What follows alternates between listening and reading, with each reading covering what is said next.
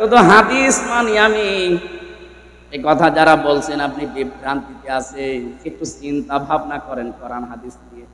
আমরা শুধু আহলে হাদিস না, আমরা আহলে সুন্নাত ওয়াল জামাত। যদিও এই শব্দটাকে কিছু গরম সুন্নি, ঠান্ডা সুন্নি, মিঠা সুন্নি এরা চুরি করে নিয়েছে, ওদেরকে সর্বোচ্চ বলা যায় ওরা আহলে বেদাত, আহলে সুন্নাত না। সুতরাং সুন্নি যদি দাবি করতেই হয়, এই দেশে যারা আহলে সুন্নাত ওয়াল জামাত তারা দাবি করে, তারা সুন্নাতের জন্য মার খায়, তারা সুন্নাতের জন্য জেলে যায়, তারা সুন্নাতের জন্য ফাঁসির তলি গড়ায় নেয়। আর যারা সুন্নির ধ্বজাধারী, 3 দিন আগে দেখেছেন আমার তাহেরি ভাই পুলিশ দেখে পালিয়েছে। কিসের সুন্নি? এটা একটা ভণ্ড। এটা যে ভণ্ড, ফতোয়া দেওয়া লাগবে, ফতোয়া ছাড়াই ভণ্ড। কারণ ইসলামের রাম আর বামরা জালেমরা মিলে যত ক্ষতি না করেছে এই দেশে, এই মাজার পূজারী যারা সুন্নির নাম নিয়ে বাংলাদেশে ইসলামের ক্ষতি তার চাইতে বেশি করেছে। আমি নামটা নিয়ে ফেললাম, দুঃখিত। কারণ নাম না নিলে অনেকে মনে করো ও আলেম। কিসের আলেম? এটা একটা জালেম। পুলিশ তো আমারও ধরতে এসেছিল 20 সালে, বাড়ি থেকে এসে নিয়ে যাচ্ছে। আমি জিজ্ঞাসা করলাম কোথায় নিয়ে যান? কুষ্টিয়ার সদর থানায় না এবি থানায়? আমারও বলছে না, জায়গা মতো। জায়গা মতো কোথায় বলা যাবে না। এরা কয়েক কিলোমিটার যাওয়ার পরে আমার খুলে দিল, আমার হাতের হ্যান্ডকাপ খুলে দিয়ে বলছে হুজুর মাফ করে দিয়ে।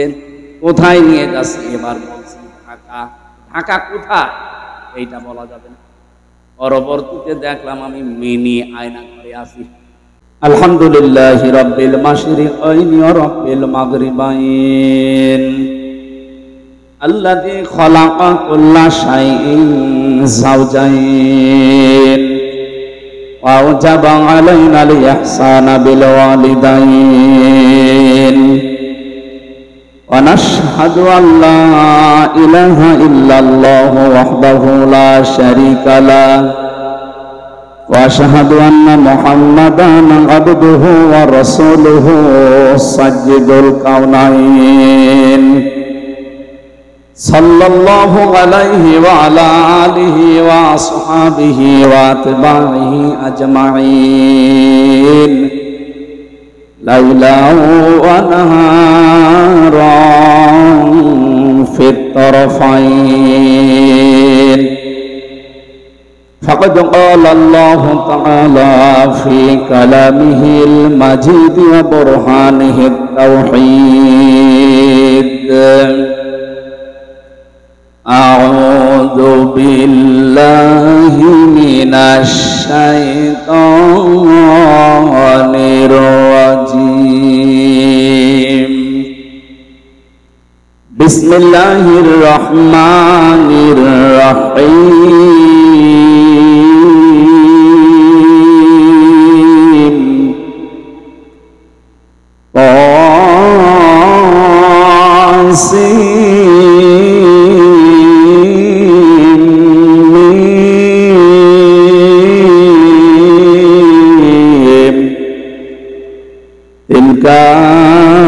আয়াতুল কিতাবিল মুবিন নাতলু আলাইকা মিন নাবাই মূসা ওয়া ফিরআউনা বিল হক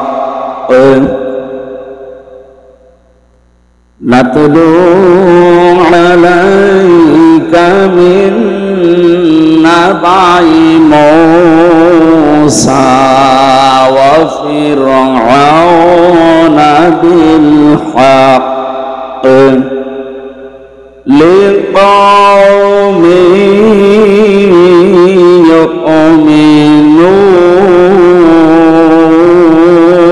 ইউমিনুন সাদাকতা ইয়া রাব্বানা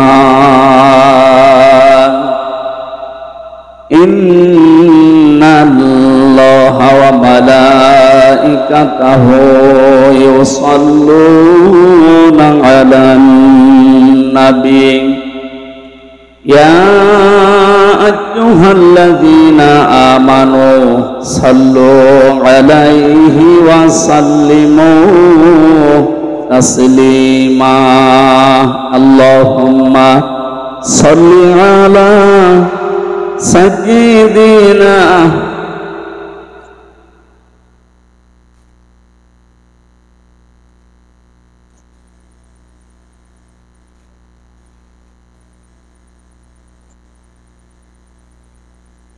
জীবনে যত প্রেম আছে কলিজায় সবটুকু দিয়ে দেব নবীজির তরে তাই বিনিময় শাফাত যদি তার পাই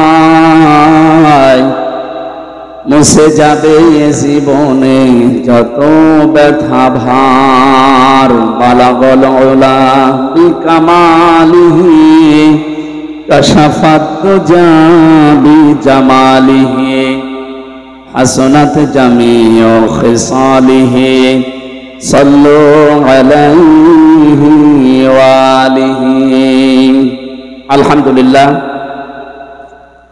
রাজশাহী বিভাগের নওগাঁ জেলার পত্নীতলা থানার অন্তর্গত নজিপুর পৌরসভা চক জয়রামপুর রোড মাদ্রাসা ময়দানে মক্কা ইন্টারন্যাশনাল হিফজুল কোরআন মাদ্রাসা অ্যান্ড স্কুলের উদ্যোগে হাফেজ ছাত্রদের পাগড়ি প্রদান অনুষ্ঠানে ঐতিহাসিক তাফসীরুল কোরআন মাহফিলের স্বনামধন্য সভাপতি অত্র এলাকার সর্বজন শ্রদ্ধাভাজন ব্যক্তিত্ব হাজিউল হারামাইন আলহাজ মাওলানা রফিকুল ইসলাম বুলবুল আতালাল্লাহু উমরাহু ওয়া বারাকাল্লাহু ফি হায়াতি, বলেন আমিন। এ মাহফিলের প্রধান অতিথি বিশিষ্ট শিল্পপতি ও সমাজসেবক আপনাদের এই নজিপুরের সন্তান জনাব আলহাজ ইঞ্জিনিয়ার রমজান আলী দামাত বারকাতুহুল আলিয়া, প্রধান মেহমান লাইভ স্টোন হজ গ্রুপের সম্মানিত চেয়ারম্যান আমার বড় ভাই জনাব আলহাজ মাওলানা জাহাঙ্গীর আলম আতালাল্লাহু উমরাহু ওয়া বারাকাল্লাহু ফি হায়াতি, বলেন আমিন। এই মাহফিলে যার মাধ্যমে এসেছি আপনাদের এলাকার সন্তান সব ভাইগুলোই কোরআনে কারিমের হাফেজ এবং কোরআনের আলেম, আর বাবা মা দুনিয়ায় নেই। আল্লাহ রাব্বুল আলামিন বাবা মার কবরকে জান্নাতুল ফেরদাউস যেন নসিব করেন।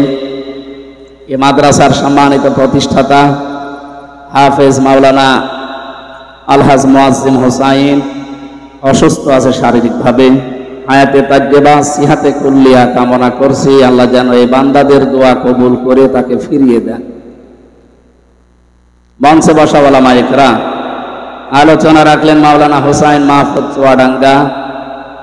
সামনে বসা মুসলমান ভাইরা, পর্দার আড়ালের সম্মানিতা মা এবং বোনেরা, প্রশাসনের ভাইরা, প্রাণ প্রিয় নওগাঁবাসী, আল্লাহর দরবারে শুকরিয়া জানাচ্ছি তিনি কোরআন শোনার জন্য আজকের এই রাতের বেলা দল মত নির্বিশেষে অনেককে আগে আসার তৌফিক দিয়েছেন, অনেককে এখনো আসতেছে। খুশি হয়ে বলেন আলহামদুলিল্লাহ। আল্লাহ পাক বলেন মা আনজালনা আলাইকাল কুরআনা লিতাশকা, কেন বিয়ে কোরআন আমি আপনাকে এই জন্য দেইনি যে আপনি অপমানিত হবেন, অপদস্থ হবেন, আপনি মায়ের খাবেন, লাঞ্ছিত হবেন। লিতাশকার জন্য, কষ্ট সহ্য করার জন্য আমি কষ্ট কোরআন দেইনি। কোরআনে কারীম দিয়েছি এই পৃথিবীতে আপনাকে উপরে তোলার জন্য। ওয়ারফা'না লাকা যিকরাক, আমি কি আপনার নাম উপরে তুলে দেইনি?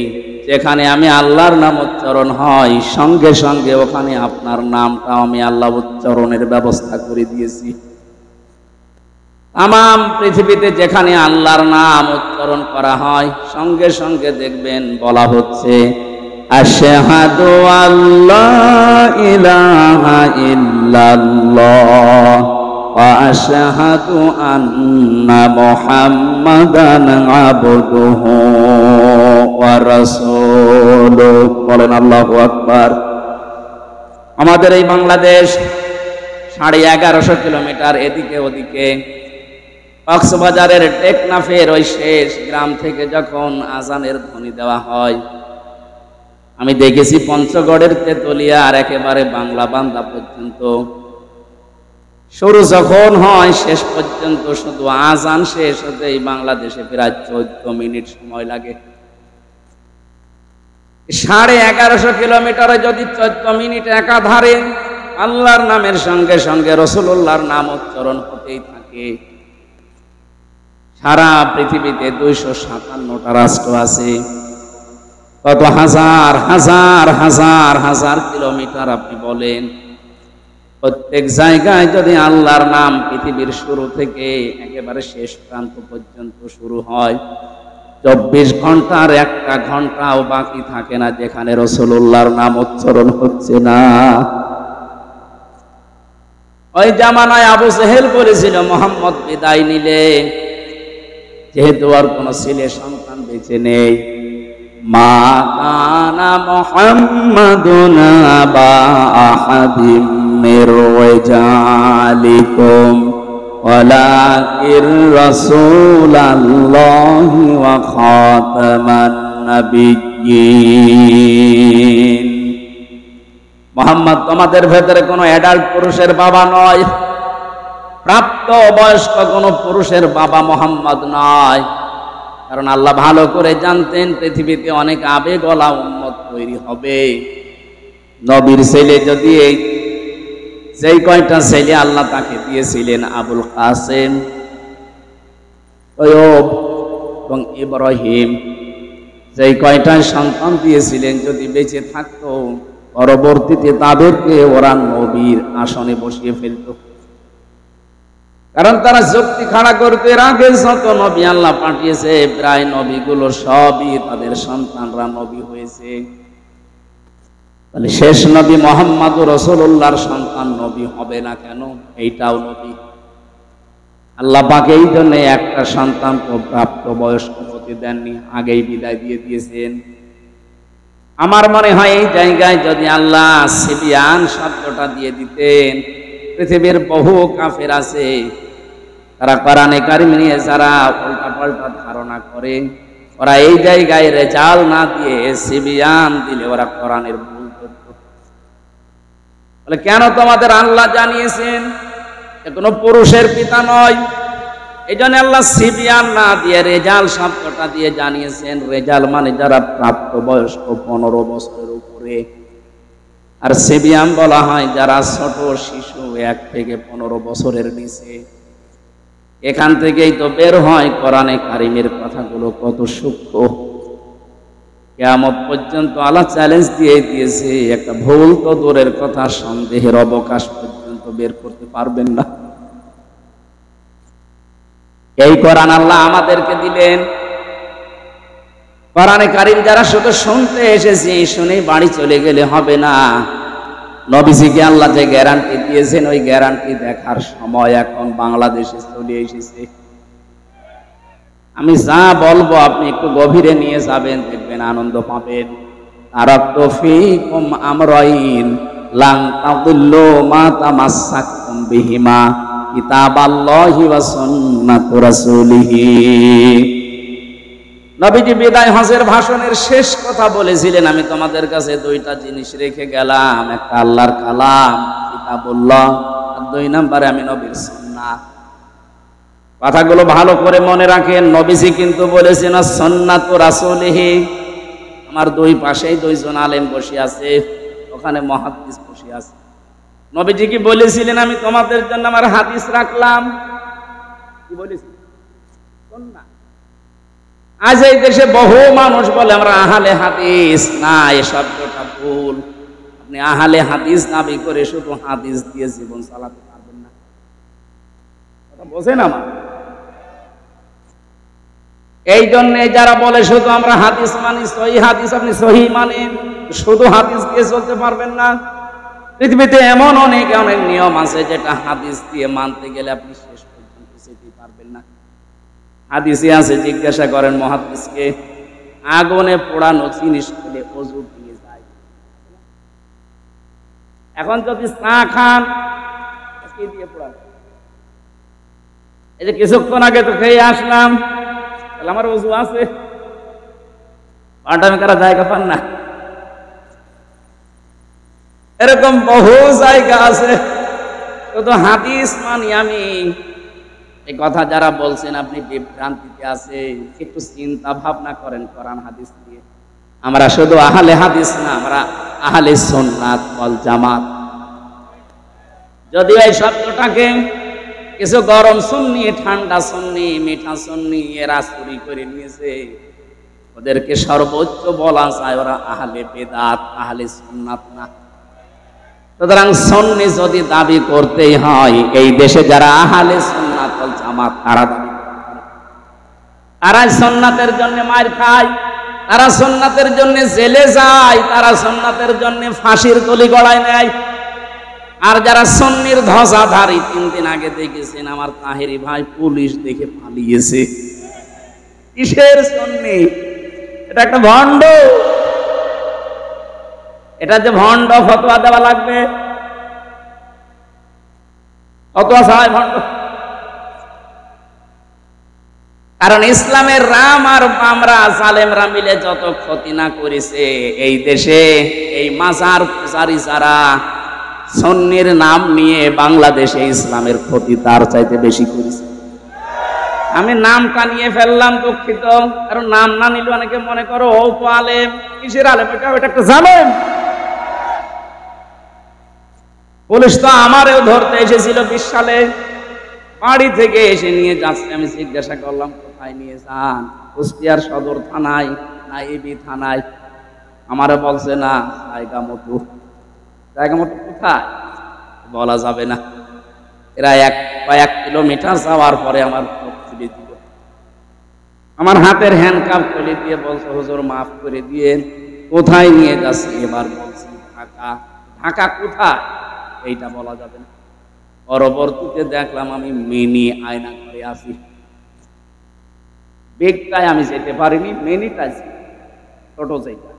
এখানে যে কষ্ট দেয়, বেগ যেটা বড়, যেটা আয়না ঘর, এখানে যে কি কষ্ট দিয়েছে। এরপরও অনেকে লেডি ফেরাউনের প্রশংসা করে, ওর সাফাই গায়। মানুষ, আপনার উপরে তো ঝড় যায়নি। আপনার বাবা যদি ওই রকম আয়না ঘরে থাকতো 10 বছর, তখন টের পেতেন যে হাসি নাকি। আমি নামটা ধরে ফেললাম, ওনার নাম আমি মুখে আনতে চাই, কারণ ওনার নামটা আমার কাছে ঘৃণিত হয়ে গেছে। হিটলারের নাম শুনলে যেমন আমার ভেতরে রাগ হয়, চেঙ্গিস খানের নাম শুনলে যেমন রাগ হয়, ইয়াজিদের নাম শুনলে যেমন রাগ হয়, ওর নাম শুনলে এরকম এখন মুসলমানদের রাগ হয়। কারণ আমি নিজে তো সাক্ষী, আমি দেখে এসেছি যে কাজ করেছি কি।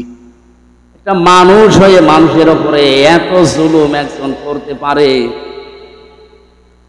সেটা তো দেখেছিলাম, আমার নিজেও পড়লাম। বিশেষ করে আমি জেল থেকে বলছি। বসেন, যারা আছেন বসেন, তাড়াতাড়ি বসেন ভাই। আমার নওগাঁবাসী এ কষ্টটাই মানুষগুলো আমাদেরকে দিয়েছিল। বিশেষ করে আলেম নাম দেখলেই আল্লাহ যেন পুরাটা উল্টিয়ে তাদের এখন ওই রকমই অপমান করছে। ইন্নামা নুমলি লাহুম লিয়াজদাদু ইসমা ওয়া লাহুম আযাবুম মুহিন। সূরা আলে ইমরানের ভেতরে আল্লাহ জানিয়েছেন, মানুষের পাপের বোঝা যখন পরিপূর্ণ হয়ে যায়, ওই মানুষকে আল্লাহ অপমানজনক শাস্তি দেয়। এই আয়াতটা যে কত বাস্তব তার প্রমাণ এই কালামানি। কলার পাতায় শুইয়েছে আল্লাহ, অথচ সুপ্রিম কোর্টের বিচারপতি, এমনকি ওর বিসিও উড়ে গেছে। আর এখন বউ টেকে কিনা আল্লাহ জানে, কারণ বিসি না থাকলে থাকবে। ওই দেখেন ভোটের পাচ্ছে। বাকিগুলোর অপমানের কথা নাই বললাম। তাদের যে চরিত্র, শয়তান পর্যন্ত অত নিচে নামে নাই, ওদের যা এখন ভিডিও ক্লিপ বের হচ্ছে। মানুষ আল্লাহ ঠিক যেন পুরাটা উল্টিয়ে দিয়েছে। আলেমদের প্রতি যে যেইভাবে অত্যাচার করেছিল, আল্লাহ ঠিক তাকে তার চাইতে বেশি দেখিয়েছে। ওই যেটা পিসকে হুজুর বলে, রফিকুল ইসলাম মাদানি, হুজুর আমার সাথে ছিল 2 মাস। আমারে মাঝে মাঝে রাতের বেলা ঘুম ভেঙে গেলে গল্প জামজা ভাই, রাত 12টা 12:30 আমার হাতির ছেলে নিয়ে গেল। আমার পোশাক আশাক সব খুলে ফেলেছে, পুরা উলঙ্গ করেছে আমারে। আমার হাতে একটা সিগারেট ধরিয়ে দিয়েছে। একটা অর্ধ উলঙ্গ মেয়ে লোক নিয়ে এসে আমার পাশে দাঁড় করিয়ে ওর কাঁধের ওপরে হাত দিয়ে বলছে সিগারেট খান। চারিদিকে যারা দাঁড়িয়ে আছে সব অস্ত্র নিয়ে, কারণ 2 দিকের রাস্তা ব্লক করা। কি করব, কিচ্ছু করার নেই। অসহায় হয়ে বলেছিলাম এক এসআই কে, ভাই আপনারা যা করছেন এটা কি হারুন সাহেব জানে না? মানে উনি তো করা। আমি তো অসহায়। এরপর আমি তো মাজলুম, নিজে এমনিতে ছোট মানুষ। যে মহিলাকে ওরা ভাড়া করে নিয়ে এসেছিল আমার চাইতে মনে হচ্ছে ডবল। ওরা আমি কাঁধে হাত দেবো কি করে, এইভাবেও আমি সব পাইনি। আমার বালিশ আর ওর বালিশ পাশাপাশি, যখন ওই ফাঁসির কন্ডেম সেলের ভেতরে ছিলাম, আমার পা চলে যায়, আমার মাজার কাছে থাকে। এতটুকু মানুষ, এত অসহায় মনে হচ্ছিল। চোখের পানি ছেড়ে দিয়ে মাজলুমের দোয়া যেহেতু কবুল হয়, বললাম রব্বুল আলামিন তুমি তো সব দেখতে পাচ্ছ। যে লোকটার উপরে এত ভরসা করেছি যে এই লোকটা অন্তত জানলে আমাদের অপমান করবে না, অথচ শুনলাম সেই নাকি এগুলো করাচ্ছে। আমাকে যেভাবে পুরাটা উলঙ্গ করে ওরা এখন ছবি তুলে জাতিকে দেখাবে আমি নাকি এইরকম, তুমি অবশ্যই কিছু দেখিও। আমার আল্লাহ ঠিক ওইটা কবুল করে নিয়েছে। ছোট হুজুরের আর কি দেখা গেছে, যাই হোক দেখা গেছে সেই লোকটার ইশারায় এটা হয়েছে। আল্লাহ তার 3 ইঞ্চি, কথা বলে না কেন,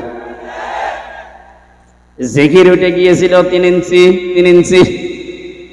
মহিলারা জিকির করতো 3 ইঞ্চি। কি গো, কি এটা কি? হারুন আঙ্কেল এমনি আল্লাহ এগুলো করেনি, এদের পাপের বোঝা পরিপূর্ণ হয়ে গেছে। পরশুদিনও আমি গিয়েছিলাম কিশোরগঞ্জের মিঠামইন এলাকায়, দেখলাম যে রিসোর্ট বানিয়েছে। ওনার যে বেতন সরকারি ভাবে আমি তো জানি, কিয়ামত পর্যন্ত চাকরি করলেও ওই রিসোর্ট বানানো সম্ভব না। ওখানে থাকতে সর্বনিম্নই লাগে 10,000 এক এক রুম ভাড়া, আর ঊর্ধ্বে আছে 1 লাখ 1.5 লাখ। 1 রাত থাকবেন আপনি মাত্র একটা রুম নিয়ে, সর্বনিম্ন ভাড়া 10,000, উপরে যত বেশি আছে। এমন কোন জিনিস করে না এই হাওড়ের ভেতরে যে নেই, যা মনে চাবে টাকাগুলো তো ফেরেশতারা দিয়েছে। বলেন, আমার মতো হামসাকে বাড়ি থেকে নিয়ে এসে বলছে 50টা মামলা দেব, সঙ্গে সঙ্গে 10 লাখ টাকা দিন। আমার মতো মানুষকে যদি এ কথা বলতে পারে, বলেন আর উপরে যারা। এজন্য পাপের বোঝা যখন মানুষের পরিপূর্ণ হয়ে যায়, ওই মানুষকে আমার আল্লাহ ছাড় দেয়, কিন্তু ছেড়ে দেয় না।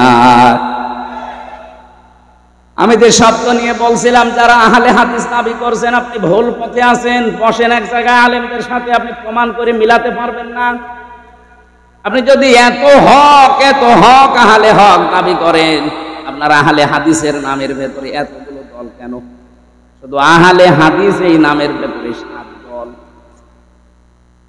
আপনি যদি সভাপতি সেক্রেটারি পদের লোভ নাই থাকবে, এতগুলো দল খুলে বসে আছেন কোন কারণে? নিজেদের ভেতরে তো আপনার মিল নেই, কথা বলে না কেন? এই শব্দটা আমরা জানি আলেমদের, আমি যাদের কাছে লেখাপড়া করেছি, আমার বিশ্ববিদ্যালয়ে doctor Abdullah Jahangir, doctor Lokman Hossain, doctor আবামা সাইফুল ইসলাম সিদ্দিকী সহ যাদের কাছে আমি পড়েছি, কওমি মাদ্রাসায় আমি শর্ট কোর্সে দাওরা হাদিস করেছিলাম। হাফেজি কারিয়ানা আমার জীবনে যাই পড়লাম কামেল পর্যন্ত মেলামেশা করে আমি যা দেখেছি পড়াশোনা করি এই শব্দটা গলত। আহলে হাদিস আপনি বলবেন আহলে সুন্নাত ওয়াল জামাত।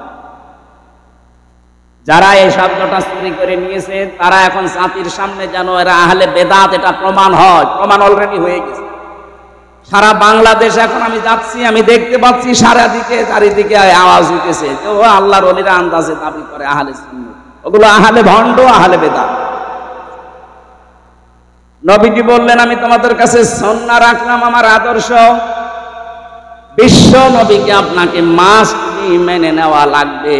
উনি যখন নবুয়ত পেয়েছিলেন ওই দিন থেকে শুরু করে ইন্তেকাল পর্যন্ত, এটা রাহিকুল মাখতুমে পড়বেন।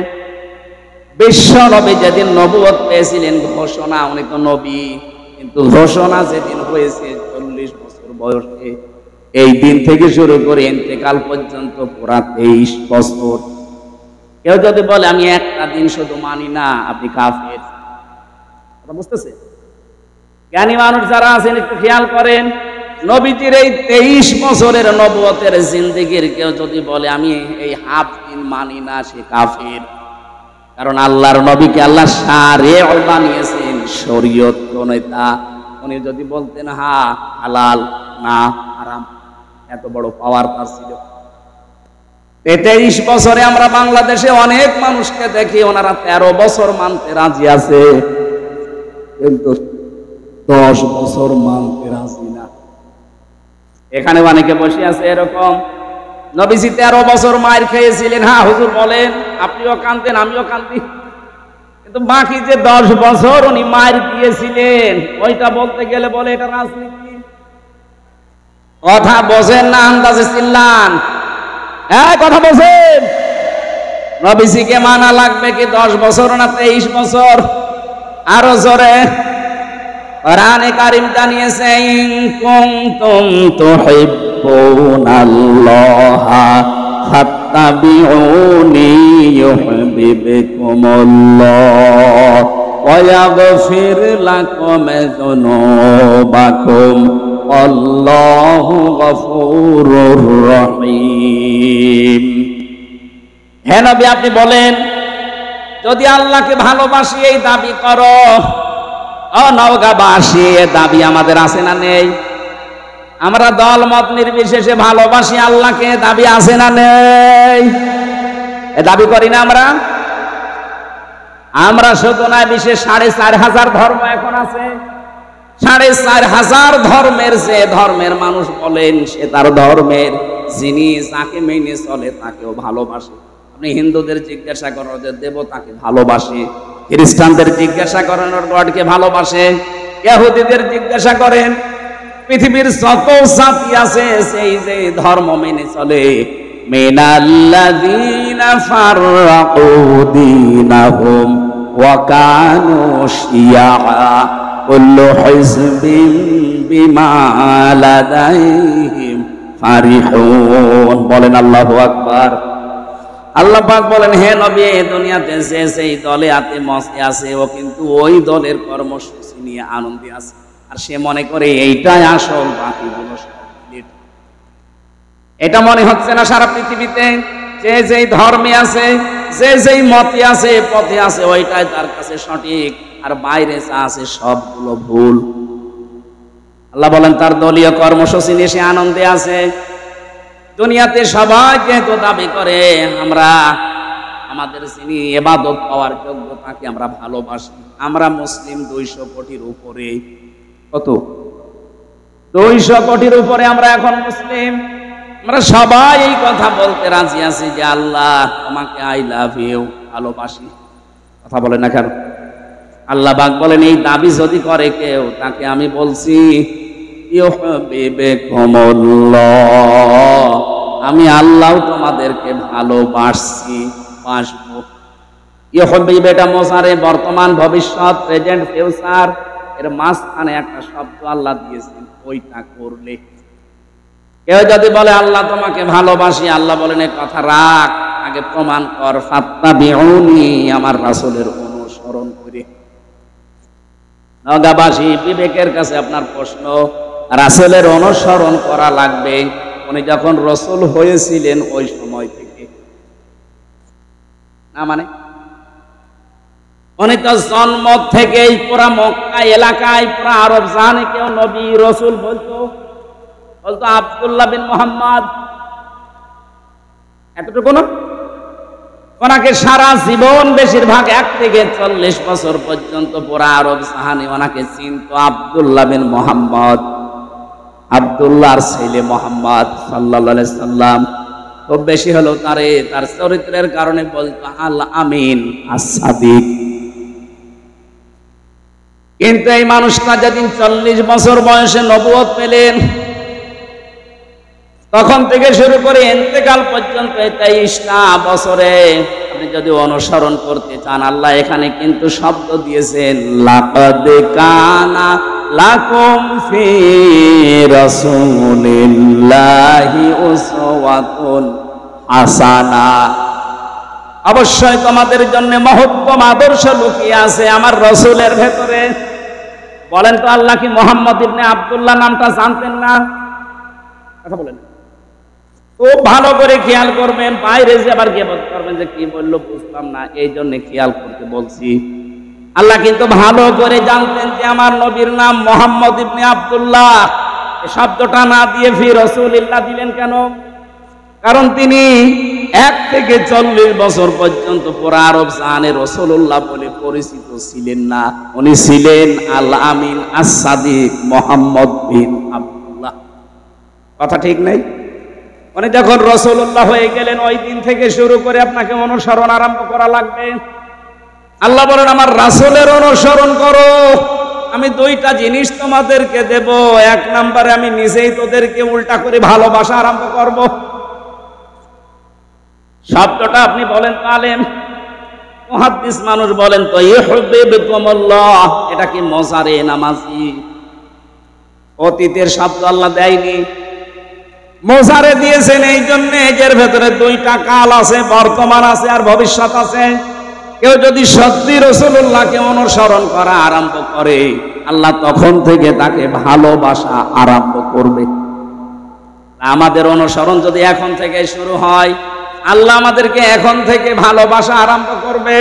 আর আল্লাহ যদি কাউকে ভালোবাসে, আল্লাহ পাক বলেন আমি পুরস্কার দেব।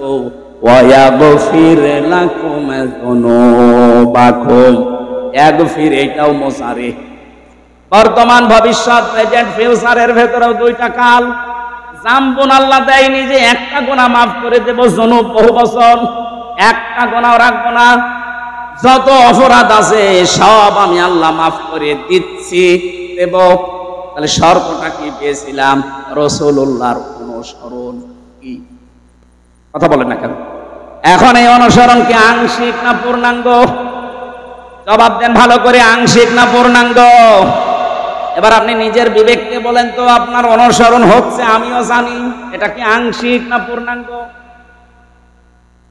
হয়তো আপনার সুরাত সিরাত দেখলে মনে হয় রাসূলের মতো, কিন্তু আপনার পরিবার রাসূলের মতো না। কথা বলছেন? আপনার এমন মেয়ে জন্ম দিয়েছেন যেটা স্কিন টাইট প্যান্ট পরে, নাকি নওগাঁয় নেই?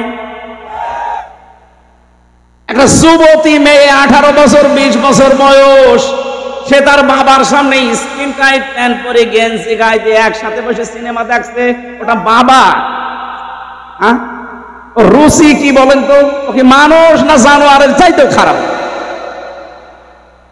আমি এত নিকৃষ্ট শব্দ বলতাম না। বলেন এটা একটা বাবা বলা যায়? এই জন্য তো মাঝে মাঝে দেখি অঘটন ঘটে যায়। তাহলে আপনার অনুসরণ হয়তো আপনার মাথায় চুল রাসূলের মতো কাটা আছে, দাড়ি আপনি রাসূলের মতো রেখেছেন, জুব্বা গায়ে দিয়েছেন, আপনার হাতে তসবিহ আছে, মানলাম আপনার পুরা বডি ঠিক আছে। আপনার পরিবার ঠিক নেই, আপনার সমাজ ঠিক নেই, আপনার রাষ্ট্র ঠিক নেই, আপনি অর্থনীতি ঠিক নেই। অর্থনীতির যে একটা ইবাদত অনেকে জানেই না। অর্থনীতি একটা ইবাদত না? ব্যবসায়িক যে নিয়ম নীতিগুলো আছে, কয়জন বুঝতে পারে বা কয়জন পালন করে? আজ ব্যাংকিং ব্যবস্থার নাম শুনলে মানুষ নাক সেটা এটা দুনিয়ার জিনিস। আরে ভাই, বিশ্বনবীর একটা ব্যাংক ছিল বাইতুল মাল। কি আমি কি বানিয়ে বলছি? আল্লাহর নবী নিজে ব্যবসা করেছিলেন। আল্লাহর নবীর ব্যবসায়িক সিস্টেম ছিল মুদারাবা। ইসলামী ব্যাংকের যদি কেউ থাকেন, এই যে মুশারাকা, মুদারাবা, মুরাবাহা, বায়ে সালাম, বায়ে ইসতিসনা, বায়ে মুআজ্জাল, বায়ে ওয়াহিদা, এই যে 18টা নিয়ম আছে। এক একটা পয়েন্টের ভেতরে কতগুলো কথা সূক্ষ্ম ভাবে আল্লাহ লুকিয়ে দিয়েছেন। ওই জামানায় যারা কাফের তারা বলতো ব্যবসা আর সুদ ওই একই, অথচ আল্লাহ বলেন আমি ব্যবসাকে হালাল করেছি আর সুদ হারাম করেছি। আজ আমাদের ব্যবসাগুলো সত্যি যাকাত ভিত্তিক অর্থনীতি না থাকার কারণে সুদ ভিত্তিক অর্থনীতির সাথে জড়িয়ে গেছে, যেখানে সুদ খেলে মায়ের সাথে জিনা করার গুনাহ। এলাকায় আছে কিনা আমি জানি না, অনেকে টাকা ছেড়ে রাখে, মাসে মাসে 1000 টাকা দিলে 200 টাকা করে বেশি দেয়। এটা যে প্রকাশ্য সুদ আপনি কিন্তু নিজেও জানেন। কি আর সুদ খেলে কোরআন বলছে আল্লাহ রাসূলের সাথে যুদ্ধ করার শামিল। এটা বড় গুনাহ। আর ছোট গুনাহ হচ্ছে মায়ের সাথে 33 বার জিনা করা। এত ঘৃণিত কাজ কেউ করবে দুনিয়ায় বলেন? অথচ এখানে বহু টুপি মাথায় দেওয়া দাড়িওয়ালা মানুষ এই কাজ করে, টাকা ছেড়ে রাখে, টাকা আসে। এই কাজ যারা করছেন এক্ষুনি বাড়ি যে লাভের এই টাকা নেওয়া বন্ধ, আমি না খেয়ে মরে যাব, মায়ের সাথে জিনা করব না। কারা কারা এই টাকা ছেড়ে দেবেন হাত তোলেন তো। খুব আরামে আছে। না না ভাই, আপনি হাত তুললেন, আপনার তো শরম করার দরকার ছিল। আমি আশা করছি আপনি ছেড়ে দেবেন আগামীতে। না বুঝেও যদি হাত তুলে থাকেন, যদি এই কাজে কেউ থাকেন, ইসলামী অর্থনীতিটা পড়েন সূরা বাকারার 178, 79, 80, 81, 82 এই যে আয়াতগুলো খেলা করার জন্য দেয়। ইসলামী অর্থনীতির ব্যাপক কথা এর ভেতরে সাজানো আছে। এটা একটা ইবাদত। আপনি রাসূলের অনুসরণ করলে, রাসূল ব্যবসা করেছেন মুদারাবা। মুদারাবার সিস্টেম কি? আমি টাকা দেব, আপনি শ্রম দেবেন। খাদিজা টাকা দিয়েছে, রাসূলুল্লাহ শ্রম দিয়েছে। এই কথা বলছেন না কেন? আপনি জিজ্ঞাসা করে দেখেন আলেমকে, খাদিজা টাকা দিয়েছে, রাসূলুল্লাহ শ্রম দিয়েছে। এইটাই মুদারাবা। এটা ইসলামী ব্যাংকে আছে। বাকি যে ব্যাংকগুলো আছে আপনি আবার রাগ করেন না, আপনারটা নেই, এই জন্যই তো আমি বলছি না। আমি পাবো কোথায়? আমি কি জোর করে আপনার সাথে লাগাবো? আপনার ওখানে আছে প্রকাশ্য সুদ। বলেন ইসলামী ব্যাংকে? হ্যাঁ আছে। রাষ্ট্রীয়ভাবে যাকাত কায়েম না হওয়া পর্যন্ত এই দেশে কোনো ব্যাংক 100% সুদ থেকে মুক্ত হওয়া সম্ভব না। কিন্তু ইসলামী ব্যাংকে কারবার করার জন্য আমি আহ্বান জানাবো। এই কারণে আপনি যদি এদের শরিয়া বোর্ড আছে, এদের আলেম আছে, আলিয়া মাদ্রাসা, কওমি মাদ্রাসা, বিশ্ববিদ্যালয়ের বড় বড় স্কলার যারা, ইসলাম বোঝে যারা, মাসলা মাসাইল যারা উদ্ভাবন করতে পারে, এই মানুষগুলো এর সাথে জড়িয়ে আছে। চট্টগ্রামের কওমি মাদ্রাসার সবচাইতে বড় আলেম মাওলানা ওবায়দুল্লাহ হামজা। এই বাংলাদেশে কওমি মাদ্রাসার ভেতরে যদি 10 জন আলেম থাকে, উনি আছে। কথা বোঝেন আমার? এই আলেমকে জিজ্ঞাসা করেন। ওবায়দুল্লাহ হামজা কত বড় মাপের আলেম। সাজ্জাদ মাওলানা কামাল উদ্দিন জাফরি হাফিজাহুল্লাহ, বাংলাদেশে যদি 10 জন থাকে তার ভেতর উনি আছে। এই জন্য আপনি নির্দ্বিধায় ইসলামী ব্যাংকে চোখ কান বুঝে কাজ করবেন। যদি গোনা হয় ওদের হয়। কারণ যাকাত ভিত্তিক অর্থনীতি যতদিন কায়েম না হয় ততদিন আপনার অসুবিধা নেই। নবীজি নিজে 13 বছর মক্কায় নামাজ পড়েছে না পড়েননি? বলেন না কেন? কিভাবে পড়লেন? কারণ তখনও তো কাবা শরীফের ভেতরে 360টা মূর্তি। উনি কি মূর্তির সামনে নিয়ে নামাজ পড়লেন না? মানে এবার আপনি বলেন তো, নবীজি নিজে 360টা মূর্তির সামনে নিয়ে কাবা শরীফে নামাজ পড়লেন, ওনার নামাজ হয়েছে এই কারণে, কারণ ওনার হাত ছিল না। উনি যে মূর্তিগুলো সরাবে ওই অবস্থায় উনি নেই। ওই নবী মদিনা থেকে রাষ্ট্র ক্ষমতা হাতে নিয়ে যখন ফিরে আসলেন, এবার আর মূর্তির সামনে নিয়ে নামাজ পড়ে নাই, নিজের হাতে হযরতে আলীকে সাথে করে ভেঙেছেন। আপনি ইসলামকে ওই জায়গায় আগে তুলে দেন। দেখেন এই দেশের ব্যাংকিং ব্যবস্থায় এই যে অগ্রণী, সোনালী, রূপালী, চৈতালি, যত ব্যাংক আছে একটাতেও সুদ থাকবে না, আমি গ্যারান্টি দিচ্ছি। বিশ্বের বহু মুসলিম দেশে আমি গিয়ে দেখেছি যেখানে সুদ নেই, তাদের ব্যাংক চলছে না, চলছে। তাদের জাকাত ভিত্তিক অর্থনীতি রাষ্ট্রীয়ভাবে আছে। আমাদের রাষ্ট্রীয় জাকাতের নিয়ম নীতি রাষ্ট্রীয়ভাবে সরকারিভাবে কায়েম করে দেন, এক সলির মধ্যে সায়রানা উঠতে দিতে পারে। এটা যে যতদিন কায়েম না হয় ততদিন আপনি তো কারবার করবেন, নামাজ পড়বেন না। মূর্তি সামনে নিয়ে তো এখন নামাজ পড়া লাগছে। সুতরাং যতদিন ইসলামী দেশে রাষ্ট্রীয়ভাবে কায়েম না হয় ততদিন আমার মনে হয় এই দেশে ইসলামী ব্যাংকের উপরে যেহেতু আর কিছু নেই, পাবেনও না। এই জন্য আমি একেবারে নির্দ্বিধায় বলতে পারি, আপনি এই জায়গায় কাজ কারবার করেন। রাসূলের অনুসরণ আংশিক করলে হবে না। বিশ্বনবী নিজে রাজনীতি করেছেন না করেননি? আপনি রাজনীতির কথা শুনলে খালি উল্টা পাল্টা দিকে যান। মানে আমার মনে হয় নবীজি যদি এখন বেঁচে থাকতো, শয়তান নবীজিকেও বলতো নবী মনে হয় ওই দলের। এই কথা বলে না, আল্লাহর নবীর আন্তর্জাতিক যে নিয়ম নীতিগুলো ছিল আপনি ওইগুলো ফলো করেন।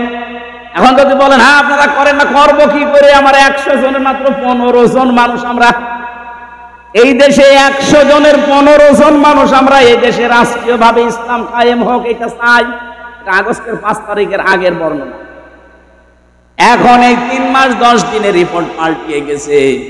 আল জাজিরা রিপোর্ট দিয়েছে বাংলাদেশে এখন 100 জনের 58 জন মানুষ চাচ্ছে এই দেশে কোরআন কায়েম হোক। এটা যদি সত্যি আর কিছুদিন চেটে দেন, আমার তো মনে হচ্ছে যে হারে মানুষ ইসলামে ঝুঁকতেছে, কারণ অনেক কিছুই দেখা শেষ।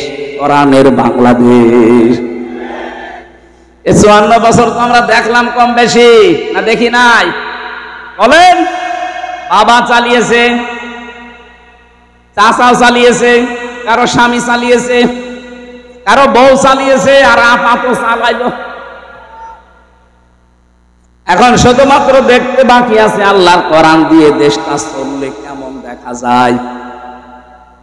মুসাফির অবস্থায় আছি আমি, কোনো মাজলুম অবস্থায় আছি, অসুস্থ আছি, এখনো দোয়া করছি এই লক্ষ মানুষ নিয়ে, আল্লাহ দুনিয়ায় যদি তোমার কিছুই ভালো না লাগে আমাদের জীবনের, অন্তত মুসাফিরের দোয়া তোমার নবীজি বলেছে ফেরত আসে না।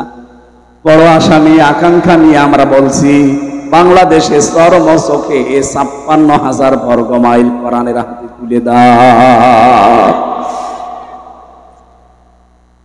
তাহলে রাসূলের অনুসরণ করা লাগবে কি আংশিক না পূর্ণাঙ্গ? আরো জোরে বলেন। এই পূর্ণাঙ্গ অনুসরণ যখন আপনি করতে যাবেন তখন মনে করবেন যে আল্লাহ আপনাকে কেবল ভালোবাসা আরম্ভ করল। কথা বোঝাতে পেরেছি? আর মানে এখনো এই দেশে অনেক পীর, অনেক আলেম, অনেক বক্তা, অনেক মুফাসসির, অনেক মুহাদ্দিস, অনেক শাইখুল হাদিস এখনো আল্লাহর ভালোবাসায় পাওয়া আরম্ভ করেনি, যাদের পূর্ণাঙ্গ অনুসরণ নেই। এই যে আজকে রমজান ভাই বলছিল মাওলানা মামুনুল হককে, মাওলানা আমির হামজাকে যেদিন ধরা হয় ওই দিন যদি দেশের মানুষগুলো যারা তাওহীদি জনতা, বিশেষ করে 48,000-এর উপরে পীর আছে এই দেশে। আরে ভাই, ইমানের সংজ্ঞা তো পড়েছেন আপনিও, মান রাআ মিনকুম মুনকারান ফালিয়ুগাজ্জিরহু বিয়াদিহি ফাইল্লাম ইয়াসতাতি'উ ফাবিলিসানিহি ফাইল্লাম ইয়াসতাতি'উ ফাবিকলবিহি ওয়া যালিকা আযাফুল ঈমান। বুখারী শরীফের হাদিস। হযরত আবী সাঈদ খুদরি থেকে বর্ণিত, বিশ্বনবী বলেন, তোমাদের ভেতরে কেউ যদি অন্যায় কাজ দেখে সে যেন হাত দিয়ে বাধা দেয়। হাত যদি প্যারালাইজ হয়, পারে না, তাহলে মুখ দিয়ে সে যেন বলে। মুখে যদি জোর না থাকে সে যেন অন্তরে পরিবর্তনের চেষ্টা চালায়। এইটাও যদি পরিকল্পনা কারণ না আসে, এটা ইমানের সর্বনিম্ন স্তর। এটাও নেই আপনার ভেতরে ইমান নেই, আপনি একটা বেঈমান। যখন আস্তে আস্তে করে রমজান মাসে আলেমদেরকে ধরে ধরে জেলে দিচ্ছিল, এদেশের তাওহীদি জনতা যারা ইমানের সর্বনিম্ন স্তরে ছিলেন, যদি সবাই এক বাক্যে 48,000 পীরগুলো যদি নেমে পড়তো যে না, কোনো আলেমকে বিনা কারণে ছেলে যেতে দেব না, কোনো জালেমের খবর হতো না। আমি তো ভেতরে যেয়ে দেখেছিলাম অনেক জালেম ভয়ে ছিল, অনেক জালেম, তারা নিজেরা বলা কওয়া করতো না এগুলো ঠিক হচ্ছে না, দেশের জনগণ যদি খেপে যায় তখন আমাদের কিন্তু উল্টা পাল্টা হয়ে যাবে, ভেতর থেকে তো বাইরে প্রকাশ করবো কি করে, আমাদের তো 24 ঘন্টা ফাঁসির কন্ডেম ছেলে তালা মারা। এই জন্য ভাবতাম যদি এই কথাগুলো বাইরে পৌঁছিয়ে দিতে পারতাম, এ বিনা কারণে এই আলেমদেরকে বাংলাদেশে বছরের পর বছর ছেড়ে থাকা লাগতো না। কারণ ওরা তো জানে যে আমরা অবৈধ, ওদের তো ভয় আছে একটা। আজকের সভাপতি দেখলাম শামসুজ্জোহা খান, সাবেক সংসদ সদস্য, লিখেছেন তিনি কত সালের এমপি আমি জানি না, যদি 2008 থেকে 24 পর্যন্ত কেউ এমপিতে পাশ করে নাম দেয় যে সাবেক এমপি, এটা অবৈধ। কারণ আপনাকে আমরা ভোট দেয়নি, 8 সাল থেকে শুরু করে 24 পর্যন্ত কোনো নির্বাচন হয়নি, সবগুলো পাতানো। কথা বলেন না কেন? সুতরাং যারা 8 সাল থেকে 24 সাল পর্যন্ত এমপি মন্ত্রী, কোনোদিন পোস্টারে লিখতে পারবেন না সাবেক এমপি সাবেক মন্ত্রী। আপনি এতটুকু লিখতে পারেন সাবেক চোর, আর একটু বেশি করে লিখবেন যে সাবেক ডাকাত, কারণ আপনি ভোট ডাকাত, আপনি ভোট চোর, এইটা লিখবেন, অসুবিধা কি? কথা বলে না কেন? আপনি এই শামসুজ্জোহা খানের মতো সাবেক এমপি লিখতে পারবেন না, কারণ এটা নির্বাচনের এমপি, আর আপনি ইলেকশনে না। অথচ এখন যারা পালিয়ে গেছে, 2 বোন একসাথে, এরা এখন ছড়াচ্ছে আমরা নির্বাচিত ছিলাম, আমাদেরকে উৎখাত করা হয়েছে। এত বড় ডাহা মিথ্যা কথা একটা হাজী সাহেব বলতে পারে? হাজী সাহেব সারা জীবন মিথ্যা বলছে, এই জন্য মুখে বাঁধে। ওদের এই মিথ্যা কথার কারণে সারা পৃথিবীর 257টা রাষ্ট্রে বাংলাদেশের ভাবমূর্তি নষ্ট হয়ে যাচ্ছে।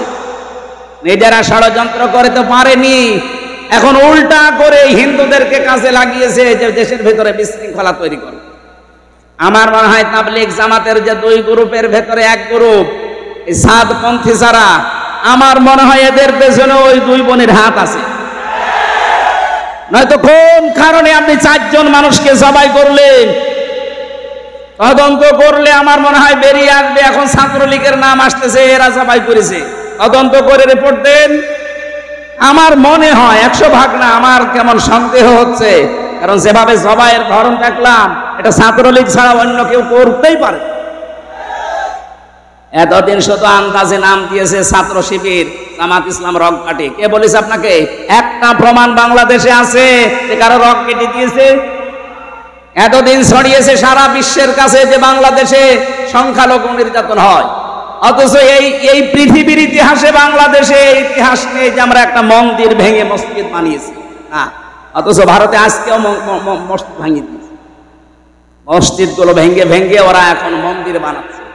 সারা বিশ্বের বিভিন্ন দেশে মাটির নিচে কেউ তেল পায়, কেউ গ্যাস পায়, কেউ লোহা পায়, কেউ স্বর্ণ পায়। আর এই প্রতিবেশী নামের কলঙ্ক, এই হারাম জাদাগুলো, এরা নাকি মাটির নিচে শুধু মসজিদের জায়গায় মন্দির পায়। বলে এখানে 500 বছর আগে মন্দির ছিল, এই জন্য ভেঙে আমরা আবার মন্দির বানাচ্ছি। জবাই করা দরকার শয়তানগুলো। আর এই কিছু হকার আছে মলম, এই মলম সাংবাদিক যেইগুলো, আমার মনে হয় ওদেরকে বাংলাদেশের এই হিজড়াদের হাতে দিয়ে দেওয়া দরকার, কামড়িয়ে খেয়ে ফেলবে।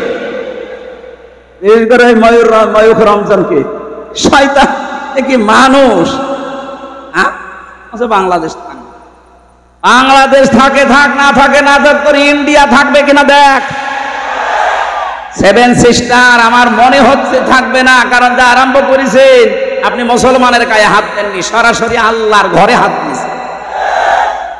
আল্লাহ আবাবিল পাঠিয়েছিলেন তার ঘরকে রক্ষা করার জন্য, সে আল্লাহ এখন আর নেই। বলেন, কাবা শরীফ যদি আল্লাহর ঘর হয়, বাবরি মসজিদ কার ঘর? এ ঘরকে আপনার ভেঙ্গে টুকরা টুকরা করে রাম মন্দির বানিয়েছেন। আল্লাহ বসে আছে, ছাড় দিয়েছে, ছেড়ে দেবে না।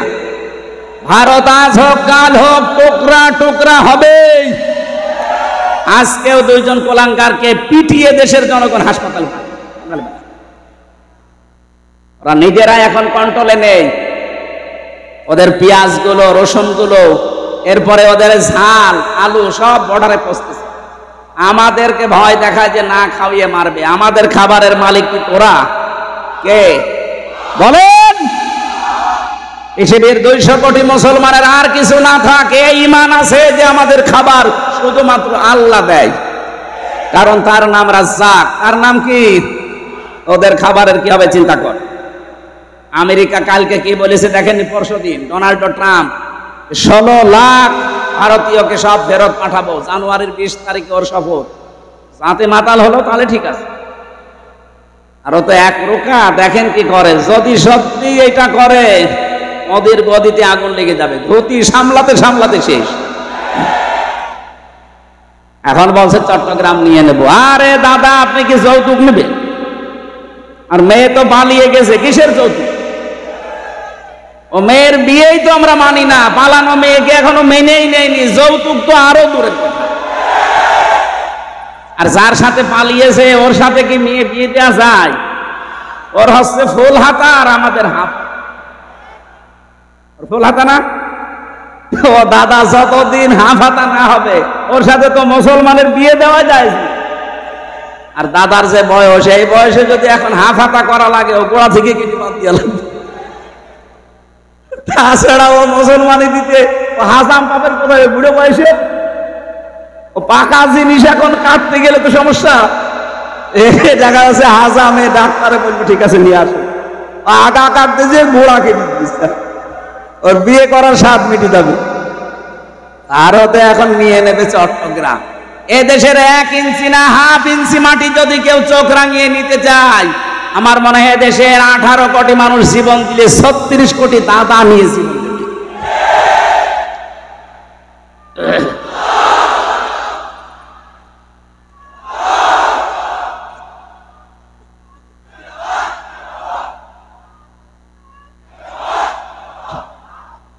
আলহামদুলিল্লাহ ভাই, আমি যে কথাটা বলার জন্য এ পর্যন্ত নিয়ে এসেছিলাম, বিশ্ব নবীর অনুসরণ করা জীবনে যদি আমাদের থাকে, আমাদের আর চিন্তা নেই, কারণ আমাদের আখিরাত তৈরি হয়ে গেছে। পেছনের অপরাধ আল্লাহ মাফ করে দিয়ে আমাদেরকে আল্লাহ তার বানানো বাগান ওই জান্নাতে প্রবেশ করিয়ে দেবেন। বলেন আমিন।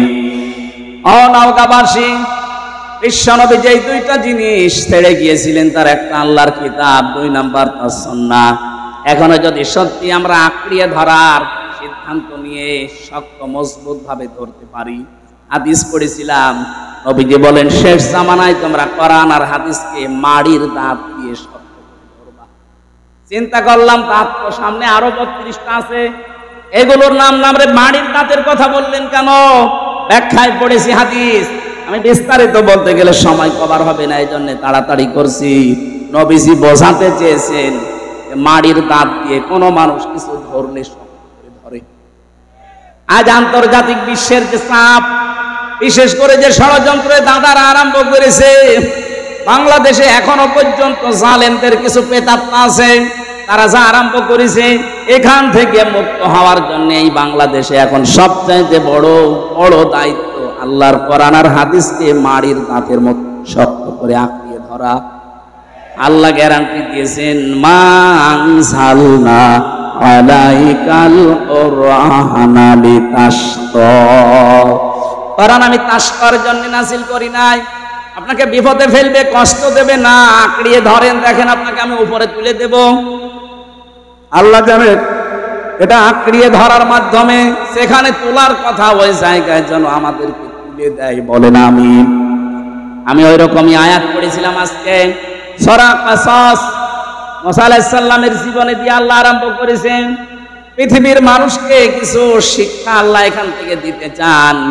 আল্লাহ বলেন তাসিম মিম, এর অর্থ কেউ জানে না। তিলকা আয়াতুল কিতাবিল মুবিন, এগুলো সব স্পষ্ট কিতাবের আয়াত। তাহলে কোরআন শরীফের প্রথম বর্ণনা এই যে কোরআন স্পষ্ট। কোরআন যদিও আমাদের কাছে স্পষ্ট না, আমাদের অনেকের কাছে কোরআন অস্পষ্ট।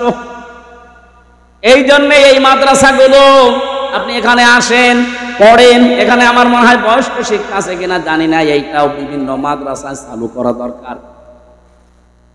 এই ছেলেরা মেয়েরা বয়স্ক শিক্ষা মাগরিব থেকে এশা পর্যন্ত, ফজরের পর থেকে যেহেতু কাজে কামে বেরিয়ে যান, মাগরিব থেকে এশা পর্যন্ত 1 ঘন্টা সময় দেন। এভাবে 1 দিন 2 দিন 1 মাস 2 মাস 5 মাস 1 বছরে দেখবেন আপনি কোরআনের অনেক কিছু আয়াত ফেলেছেন। কোরআনে কারীম আল্লাহ আমাদেরকে দিয়েছেন স্পষ্ট আয়াত, আর আমরা এখনো পর্যন্ত কোরআনের কাছে না আসার কারণে এখনো অস্পষ্ট হয়ে আছে আমাদের কাছে। আমরা পূর্বের জামানার জীবনী পড়ি, যারা কোরআনের কাছে এসেছে ওই মানুষগুলো কোনোদিন আর গোপনে থাকে নাই। হযরত ওমর মুসলমান হয়েই বলেছিলেন, হে নবী, যে কোরআন শুনে আমি মুসলমান হলাম, সূরা তাহা। আপনি বলেন তো এটা কি সত্য? 100% সত্য। তিনি বলেছিলেন এই সত্য জিনিস আর গোপনে থাকবে না, আপনি আমাকে অনুমতি দেন, আমি এই মুহূর্তে কোরআনের পক্ষে একটা মিছিল করব। তিনি মুসলমান হয়েই ওপেন হতে চায়, আর আমরা মুসলমানেরা কোরআন পড়ে পড়ে আরো বলে যে হুজুর আমি গোপনে আছি। টাটকা শয়তান, তুই কিসের কোরআন পড়িস যে গোপনে থাকবি? হযরত ওমর কোরআন পড়েই বলে আমি ওপেন হব, আর আমরা এমন কোরআন পড়ছি যে আমি গোপনে আছি। সে সময় যেহেতু চলে গেছে, এখন তো ওপেন হওয়ার সময়। কথা বলেন না কেন? আপনার এখন ওপেন হওয়ার সময়।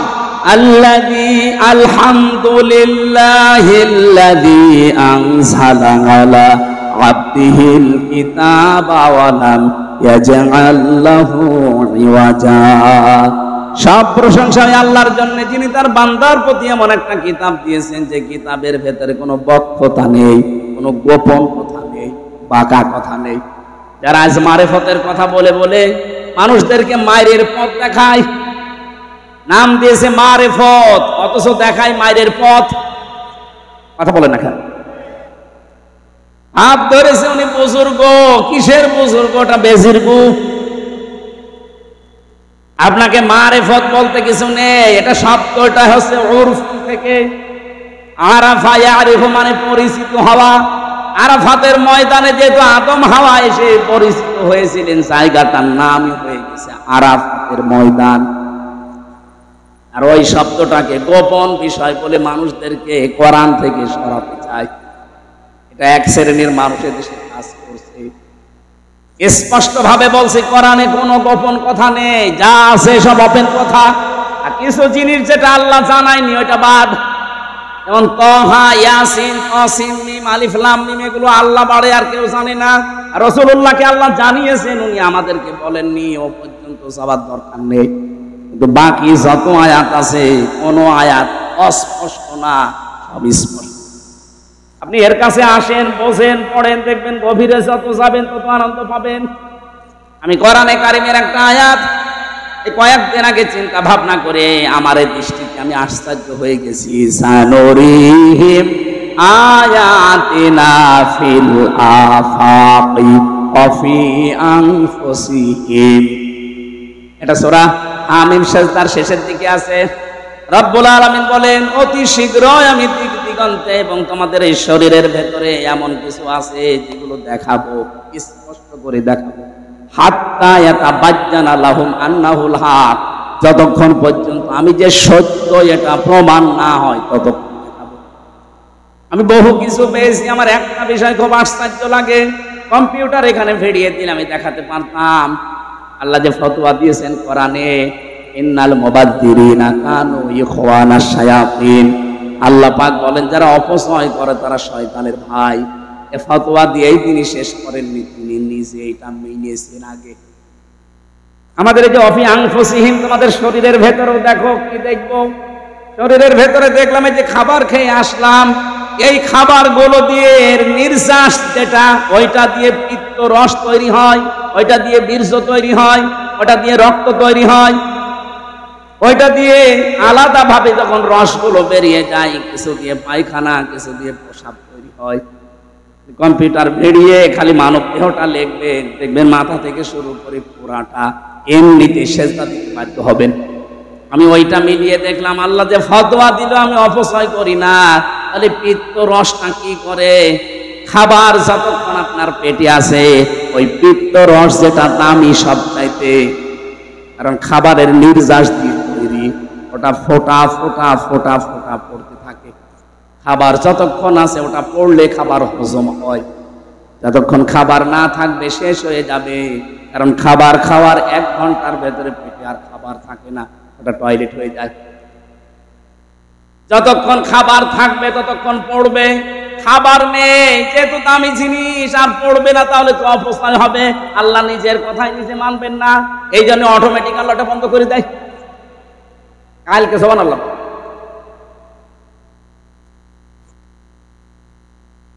কোরআনের প্রতিটি শব্দ চিন্তা ভাবনা যদি করেন যে কোনো শব্দ নিয়ে, অবশ্যই আল্লাহ আপনাকে ওই শব্দ দিয়ে জান্নাত নিয়ে যাবে। তা আমাদের দেশে তো এই সিস্টেম গুলো নেই, কোরআনের একটা গবেষণাগার নেই, অথচ লালন গবেষণাগার তৈরি করছে। কয় মন গাঁজা খেয়েছে ওইটা চিন্তা ভাবনা। একটা শব্দ নিয়ে কোরআনের আল্লাহ যেটা দিলেন, আফালা ইয়াতাদাব্বারুনাল কোরআন, কি হয়েছে তোদের? আমার কোরআন নিয়ে কেন চিন্তা ভাবনা করো না? এজন্য দেশের ধনী ধনী মানুষ যারা আছেন, আমরা আহ্বান জানাবো, যারা ভালো ভালো নাম করা আলেম, যারা চিন্তা ভাবনাশীল, এদেরকে নিয়ে আপনার কোরআনের ইনস্টিটিউট গবেষণাগার বানান, কোরআন রিসার্চ সেন্টার বানান। মানুষ যেন কোরআন থেকে তথ্যগুলো বের করে জাতির সামনে উপহার দিতে পারে। আমরা ওগুলো পাই না, পড়বো কি করে? যতটুকু চিন্তা ভাবনা আসে মাথার ভেতরে দেখি না, কিছু করলে একটা নতুন তথ্য বের হয়ে যায়। বলেন তো এই চিন্তা যদি কোনো খ্রিস্টান করে যে কি অপলক সৃষ্টি, এটা বলেন তো অপরূপ। খাবার থাকলে পড়বে, খাবার না থাকলে কে বন্ধ করছে? ওটা আল্লাহ নিজে বন্ধ করে দিচ্ছে। আল্লাহ বলেন হাত্তা ইয়াতাবায়্যানা লাহুম আন্নাহুল হক আওয়ালাম ইয়াকফি বিরাব্বিকা আন্নাহু আলা কুল্লি শাইইন শাহীদ।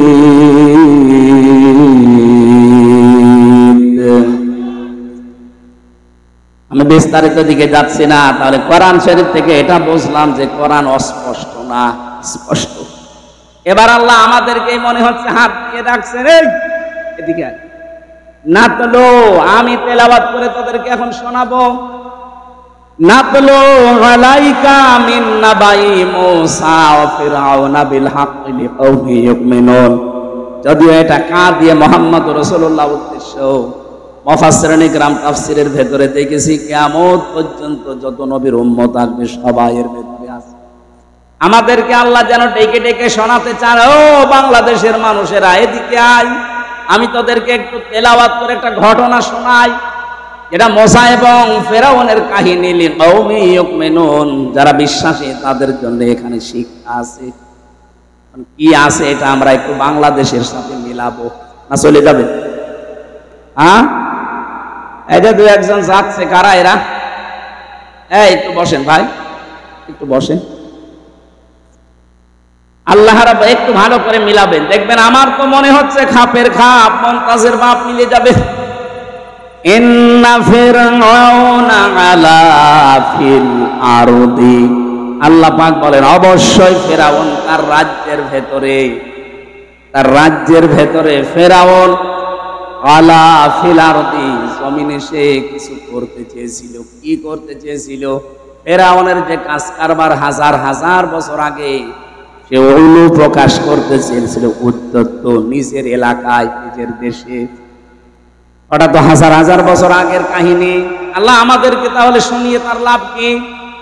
আল্লাহ জানে যে ১৫০০ বছর পর মুহাম্মদুর রাসূলুল্লাহ বিদায় নিয়ে ১৫০০ বছর পরে এমন সময় পৃথিবীতে আসবে, সেখানে ২৫৭টা রাষ্ট্র হবে, বাংলাদেশ নামে একটা দেশের আবিষ্কার হবে, এই দেশে লেডি ফেরাউন তৈরি হবে না, এটা আল্লাহ জানেন। ওই সময় ফেরাউন যা করেছিল আমি মিলিয়ে দেখলাম, লেডি ফেরাউন তাই করেছে। এই দেখেন দিলাম ওয়াজাআলা আহলাহা শিয়া, ফেরাউন ওই জামানায় তার জমিনের ভেতরে, তার দেশের ভেতরে মানুষদেরকে সে দলে বিদলে বিভক্ত করে করে ছোট ছোট দল বানিয়ে রেখেছিল। বাংলাদেশের দেখেন লোক যত বেশি তার সাথে দল বেশি। এমনও দল আছে এই দেশে শুধু সভাপতি আর সেক্রেটারি, তাছাড়া কেউ নেই। কথা বলছে না কেন? শুধু টুপি মাথায় দেয়, এদের ভেতরে প্রায় ৫৪টা দল, জেনারেল যারা তাদের ভেতরে ২৭টা। নবীজি বলেছিলেন আমার উম্মতের ভেতরে ৭২ কাতার হবে, শুধু একটা কাতার জান্নাতে যাবে, বাকি সব যাবে জাহান্নামে। ৭৩ কাতারে। আমি যদি ওই সমস্ত দলকে কাতার বানাচ্ছি না, আমার ওটা আবার আলাদা সাবজেক্ট। আমি ফেরাউনের কর্মসূচি আপনাকে বলছি। আল্লাহ বলেন ওর প্রথম কাজ ছিল এইটাই। এদিকে তাকান, ওর প্রথম কাজ ছিল মানুষকে দলে বিদলে বিভক্ত করে রেখেছিল।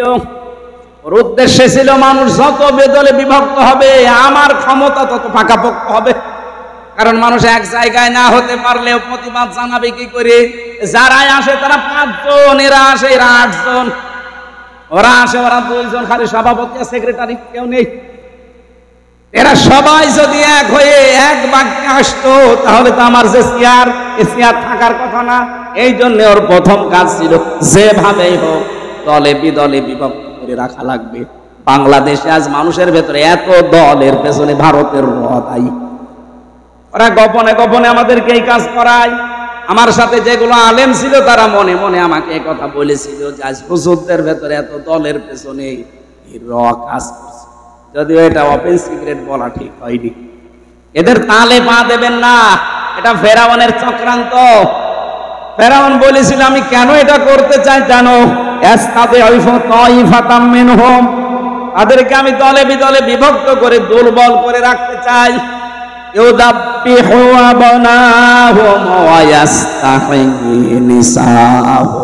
তাদের পুরুষদেরকে আমি মেরে ফেলতাম আর মেয়েদেরকে জীবিত রাখতাম। দুইটা অর্থ হতে পারে। 1 নম্বরে পুরুষ ছেলেদেরকেও প্রথমেই মেরে ফেলেছিল, আর বাচ্চা যারা মেয়েরা তাদেরকে দাসীবাদী বানাতেও বাঁচিয়ে রেখেছিল। দ্বিতীয় অর্থ পুরুষদের কর্মহীন করে দিয়েছিল, মেয়েদের কর্মসংস্থান বানিয়ে দিয়েছিল। এটা ফেরাউনের কাজ। আপনি দেখেন দ্বিতীয় অর্থটা বাংলাদেশে মিলে যাবে। কত পুরুষ মানুষ IBA পাস করে বসে আছে, চাকরি নেই। মেয়েটা ম্যাট্রিক ফেল, তার 3 জায়গায় চাকরি। এই কথা বলছেন, এটা ফেরাউনের চক্রান্ত। কারণ মেয়েরা যেখানে সময় বেশি দেয় তার সাথে মহব্বত ভালোবাসা বেশি হয়, এইটাই নিয়ম। ও স্বামীর সাথে থাকে 4 ঘন্টা আর বসের সাথে থাকে 18 ঘন্টা। এরকম পরিবেশ বাংলাদেশে ছিল না, এখনো আছে, এটা পাল্টাতে হবে। মেয়েদের অভ্যাসই এইটা, যার সাথে সময় বেশি কাটাবে তার সাথে মহব্বত বেশি হবে। এই জন্য অনেকের স্বামী বিদেশ চলে যায়, তখন ওর পাশের বাড়ির জলিমদ্দির সাথে ওর দেবরের সাথে সময় বেশি কাটানো লাগে। মহব্বত স্বামীর চাইতে পাশের বাড়ির জলিমদ্দির। আপনাদেরকে একটা কথা বলছি, জীবনেও কোনোদিন বিবাহিত মেয়ে লোক বা ভাবি, প্রতিবেশীর স্ত্রী, এদের সাথে ভুল করেও লাইন করতে হবে। কারণ আপনি না পারবেন তাকে বিয়ে করতে, না পারবেন কষ্ট সহ্য করতে। কথা বলতে অবিবাহিত কোন মেয়ে লোক যদি অসহায়, বিধবা অথবা স্বামী পরিত্যক্তা, এরকম মিলেও ভালো লাগে, বিয়ে করে ফেলেন। কিন্তু সাবধান, পাশের বাড়ির ভাবির সাথে অথবা প্রতিবেশীর স্ত্রীর সাথে অথবা বিবাহিত কোনো মহিলার সাথে লাইন করতে যাবেন না। কারণ তার স্বামী যতদিন না ছাড়বে আপনি বিয়ে করতে, আর বিয়ে করতে না পারলে যতদিন আপনি লাইনে থাকবেন শুধু কষ্ট পাবেন। এইরকম লাইনে যারা আছেন আজকে থেকেই তাওবা করবেন যে না, আমি এক্ষুনি ওই ভাবির মোবাইল নাম্বার ডিলিট করে দেব। কারা কারা পারবেন হাত তোলেন। 2-1 মুরব্বি হাত তুলেছে। ওর তো মোদি দাদার মতো অবস্থা, ওর হাত তোলার দরকার কি? না, সম্মানিতা মা বোনেরা, মেয়েরা এসেছে, মেয়েরা সম্মানিতা মা বোনেরা, এটা শুধু পুরুষের জন্য না, এটা মহিলাদের জন্যেও। নারী পুরুষ এই জেনা, বিশেষ করে চোখের জেনা আর মনের জেনা, এই 2টা জেনা থেকে যদি আমরা বাঁচতে চাই তাহলে 2টা ঔষধ খাওয়া লাগবে। সূরা নূর 18 নম্বর পারা 12 নম্বর পৃষ্ঠা 7 নম্বর লাইনের 30 নম্বর আয়াত। এটা অকুল্লিল মুমিনিনা ইয়াগুদ্দু মিন আবসারিহিম ওয়া ইয়াহফাযু ফুরুজাহুম যালিকা আযকা লাহুম। আমি সহ যারা এখানে আছি, নারী হোক আর পুরুষ হোক, মাত্র 15 দিন এই ঔষধটা খাবেন। এলাপতি, হোমিওপ্যাথি, গাছগাছড়া, আল্লাহর নিজের বানানো ঔষধ। আল্লাহ বলেন মুমিন পুরুষদেরকে এবং মুমিন নারীদেরকে বলে দেন তারা যেন পর নারী পর পুরুষ থেকে প্রথমে তাদের চক্ষু নিম্নগামী করে। 14 জন পুরুষ আর 14 জন মহিলা বাদ দিয়ে যার সামনে যত কিছু পড়বে আল্লাহরে ওষুধ আজকে থেকে খাওয়া লাগবে।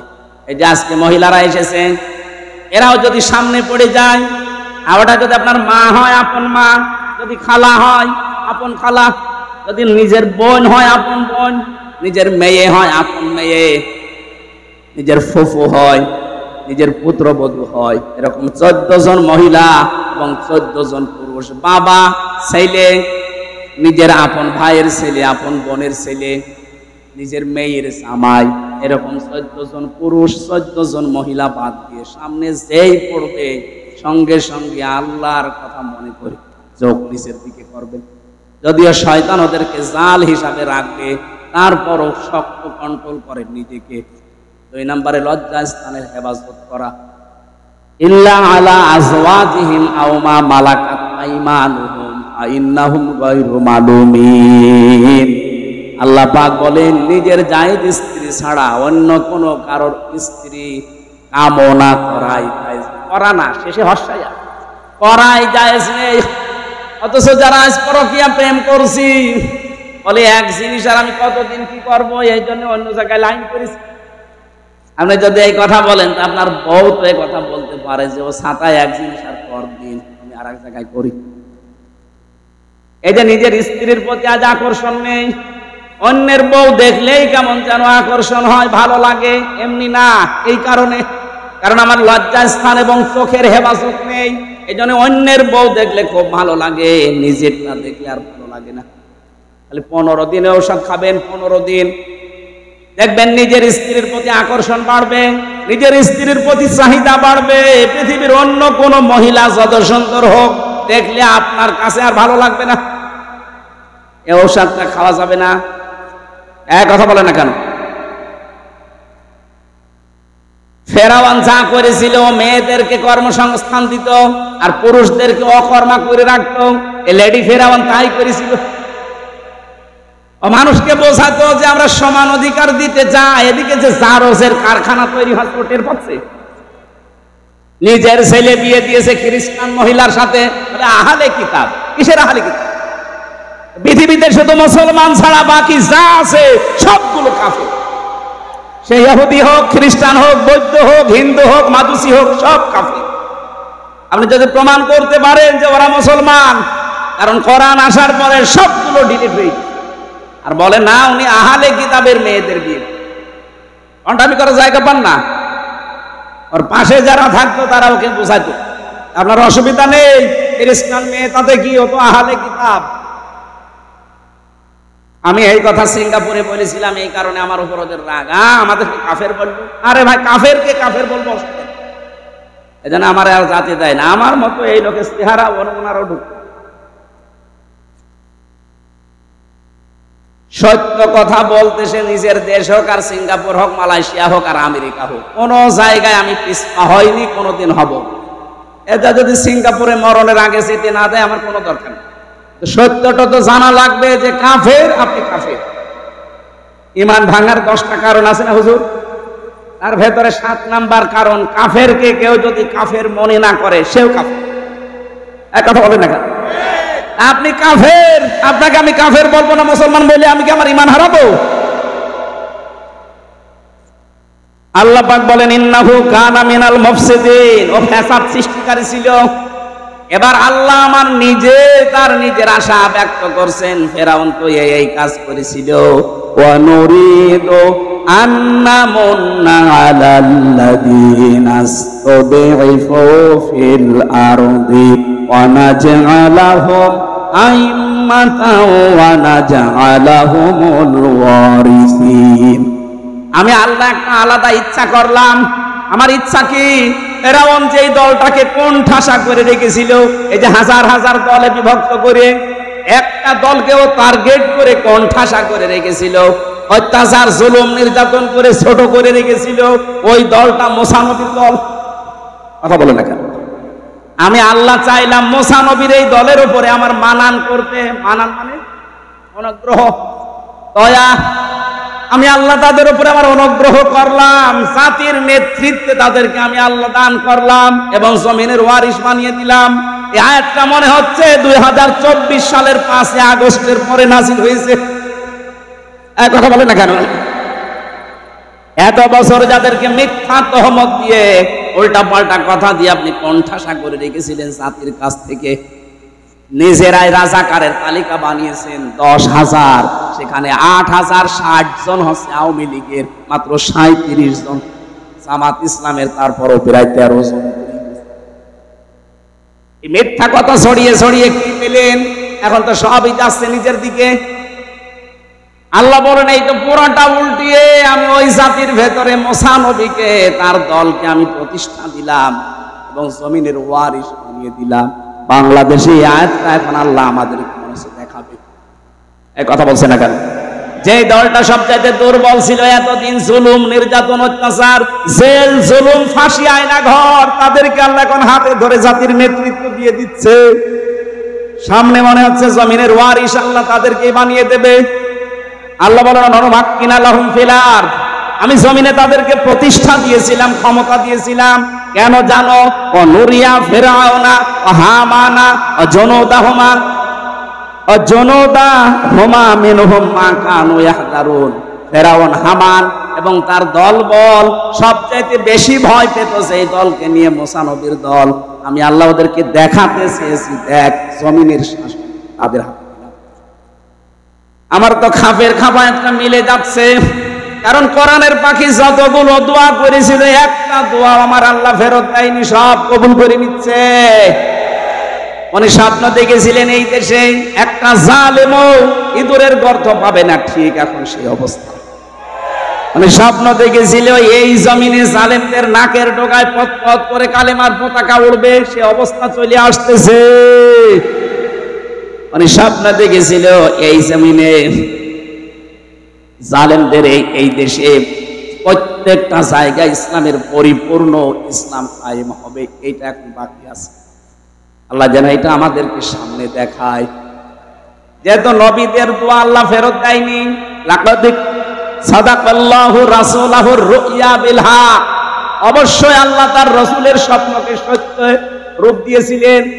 রাসূল তো এখন নেই, রাসূলের নায়েব আছে। কি এটা রাসূলের নায়েব না? নায়েবে রাসূল উত্তরাধিকারী, রাসূলের ওয়ারিস এইগুলো। এনারা যদি কোনো স্বপ্ন দেখে, অবশ্যই আল্লাহ সেটা বাস্তবে হক রূপ দেবে। আর সেইটাই আমরা সামনে দেখতে পাচ্ছি। আল্লাহ কোরআনের আয়াত যেন আমাদেরকে দেখান, বলেন আমিন। জেলে যাওয়ার পরে কয়েকটা অভিজ্ঞতা হয়েছিল, তার ভেতরে একটা স্বামী স্ত্রীর গন্ডগোল। হাজারো মানুষ দেখলাম জেল খাটতেছে শুধু স্বামী স্ত্রীর গন্ডগোলের কারণে। আমি এই বইগুলো লিখেছিলাম, এটা নারীদের জন্য আর একটা আছে পুরুষের জন্য। দাম্পত্য সমস্যা এবং তার সমাধান কি করা যায়, ওখানে যেহেতু বাস্তব দেখেছি ওইটা দেখে লিখেছি।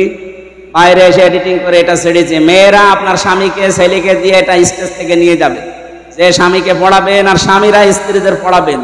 বহু সমস্যার সমাধান দেওয়া আছে। আমি আশা করব এটার ভেতর থেকে তথ্যগুলো আমল করতে পারলে পরিবার অন্তত জান্নাত হবে। আমার মৃত মা বাবার আত্মীয় স্বজন, পাড়া প্রতিবেশী, বন্ধু বান্ধবকে দাওয়াত করে খাওয়ালে আমার মৃত মা বাবা উপকৃত হবে কিনা এ বিষয়ে জানতে চাই। সম্মানিত ভাইরা, মানুষ মরে গেলে যে খাবার খাওয়ানো হয় এটা হচ্ছে সাদকা। এটা কি? আর সাদকার খাবার খাবে এই পৃথিবীতে যারা অসহায়, এতিম, মিসকিন, তারা। আপনি যাদেরকে খাবার খাওয়ান ওরা তো সব রমজানের মতো মানুষ। কথা বলছেন এখন? আমি হামজার মতো মানুষ, আমি নিয়ে আসি 5 গাড়ি, আমারে আপনি তো খানা খাওয়াচ্ছেন, জায়েজ হবে? সুতরাং দেখে দেখে খাওয়াবেন, অসুবিধা নেই। খাওয়ানো জায়েজ আছে, কিন্তু মানুষ দেখে খাওয়াবেন। আমার কালকে দিনের বেলায় মাহফিল সেই পটুয়াখালী বাউফল সকাল 9টায়, এখন রাত্রে ঢাকা, ওখান থেকে ওরা নিয়ে যাবে, আবার দিয়ে রংপুর দিয়ে যাবে। এই জন্য আমি আজকে আর টানতে পারছি না, মাপ চাই। আগামী থেকে আসলে আবার কথা বলবো ইনশাল্লাহ। এই বইটা যাওয়ার পরে এখান থেকে মোনাজাত শেষ হলে স্টেজ থেকে নিয়ে যাবেন। আল্লাহুম্মা আমিন। লা ইলাহা ইল্লা আনতা সুবহানাকা ইন্নী কুনতু মিনাজ জালিমিন। আল্লাহুম্মা আগফিরলি ওয়ারহামনি ওয়াহদিনি ওয়াফিনি ওয়ারযুকনি ইয়া রাব্বাল আলামিন। আল্লাহ তাআলা, তুমি কোরআনে যে গ্যারান্টি আমাদের দিলে, এগুলো তুমি বাস্তবে আমাদেরকে দেখাও। জমিনের শাসনটা তুমি মুসলমানদের হাতে বাংলাদেশে তুলে দাও। যারা জুলুম নির্যাতন অত্যাচারে জর্জরিত হয়ে আছে এই 15.5টা বছর, আল্লাহ তুমি তাদের দিকে একটু মুখ তুলে তাকাও। আল্লাহ তোমার কুদরতের নজর, রহমতের নজর আমাদের প্রতি মুসা নবীর দিকে যেভাবে তাকিয়েছিলে ওইভাবে তাকাও। আমাদেরকে তুমি জমিনে তোমার বিধানটা চালু করার কাজে লাগাও। এ মাহফিল বাস্তবায়নের জন্য হাফেজ মাওলানা মুয়াজ্জিম হোসেন ভাই এলাকার মানুষকে নিয়ে যে বিশাল আয়োজন করেছে, কত সুন্দর করে সাজিয়েছে। আল্লাহ তাআলা নিজেদের বাড়ি ঘর এরা এত সুন্দর সাজায় না, কোরআনের এই ময়দান যারা এত সুন্দর সাজিয়েছে এদের জান্নাত তুমি এভাবে সাজিয়ে দাও। আল্লাহ তার স্ত্রী আলেমরা আসলে যে খেদমত আমি দেখেছি তার স্ত্রীকেও তুমি মাফ করে দাও। আল্লাহ তাআলা তার সন্তান 2টা দিয়েছো, মেহেরবানি করে আরাফাত এবং আরেকটা ছোটটা 2টাকেই কবুল করে নাও। আমার সভাপতি বড় ভাই জনাব মাওলানা আলহাজ রফিকুল ইসলাম, আল্লাহ রফিক মানে বন্ধু, তুমি বন্ধু হিসাবে তাকে কবুল করে নাও। আমাদের প্রধান অতিথি ইঞ্জিনিয়ার আলহাজ রমজান আলী, আমার আরাফাতের ভাই, আল্লাহ তার জীবনটাকে তুমি ইসলামের জন্য মঞ্জুর করো। আর স্ত্রী সন্তান যেগুলো দিয়েছো সহি সালামতে রাখো। রমজান আলী ভাইয়ের বাবা মাকে মাফ করে দাও, তার শরীরটা তুমি সুস্থ রাখো, দ্বীনের জন্য তাকে তুমি কবুল করো। কত মানুষ এখানে বিভিন্ন বসে আছে যারা দোয়া চায়, বিশেষ করে প্রশাসনের যে ভাইগুলো এসেছে, নিজেদের বাড়ি ঘর আত্মীয় স্বজন মা বাবা ফেলে যারা বাংলার বিভিন্ন প্রান্তে দায়িত্ব পালন করে, এই পত্নীতলা নজিপুর এলাকায় যারা প্রশাসনে আছে, আল্লাহ এদের উপর তোমার খাস রহমত নাজিল করো। পুলিশ ভাইদের আজকের এই শৃঙ্খলার দায়িত্বে যারা আছে ওরাটা ইবাদত হিসাবে কবুল করো। সম্মানিত মা বোনেরা, এই মাদ্রাসার ভেতরে পাশে প্যান্ডেলে কত বসে আছে, এদেরকে তুমি খাদিজার মতো আয়েশার মতো বানিয়ে দাও। রব্বুল আলামিন, জালেমদের জেলখানায় 3টা বছর আমি অসুস্থ হয়ে গেছি, আমার কণ্ঠটা আগের মতো আবার ফিরিয়ে দাও। আমার শরীরকে তুমি আগের মতো আবার বানিয়ে দাও। মুক্ত জীবনে যখন ফিরিয়ে দিয়েছো, কোরআনের কথাগুলো বলার জন্য যে ইলম দরকার, হেলেম দরকার, যে স্বাস্থ্য দরকার, কণ্ঠ দরকার, আল্লাহ তুমি আমাকে ভিক্ষা দাও। আল্লাহুম্মা গফিরলি ওয়ারহামনি ওয়াহদিনি ওয়াফিনি ওয়ারযুকনি ইয়া রাব্বাল আলামিন। রাব্বুল আলামিন, সাবেক সংসদ সদস্য শামসুজ্জোহা খান আসতে পারে নাই, ব্যস্ততার কারণে, তাকে কবুল করে নাও। মাওলানা হোসাইন মাহফুজ তার বাবাকে হারিয়েছে, কবুল করো, তার বাবাকে তুমি মাফ করে দাও। আল্লাহ তাআলা, আমার বাবা মা স্ত্রী সন্তান যেগুলো দিয়েছে এদেরকে তুমি সহি সালামতে রাখো। তোমার শেখানো দোয়া আমরা পড়ছি, রব্বানা হাবলানা মিন আজওয়াজিনা ওয়া যুররিয়াতিনা কুররাতা আয়ুনি ওয়াজআলনা লিল মুত্তাকিনা ইমামা। এলাকায় মাটির নিচে যারা ঘুমিয়ে আছে, কবরের আযাবগুলো মাফ করে জান্নাত বানিয়ে দাও। এই মাদ্রাসাটা কিয়ামত পর্যন্ত আল্লাহ দ্বীনের মারকাজ বানিয়ে দাও। যারা হাফেজ হয়েছে এবার কোরআনে কারীমকে সিনায় যাদেরকে দিয়েছো, মরণ পর্যন্ত আটক করে রাখো এদের। আল্লাহ তাআলা, কখন কার কাছে মরণ আসে জানি না, যখনই আসবে যেন এই কথা বলতে পারি লা ইলাহা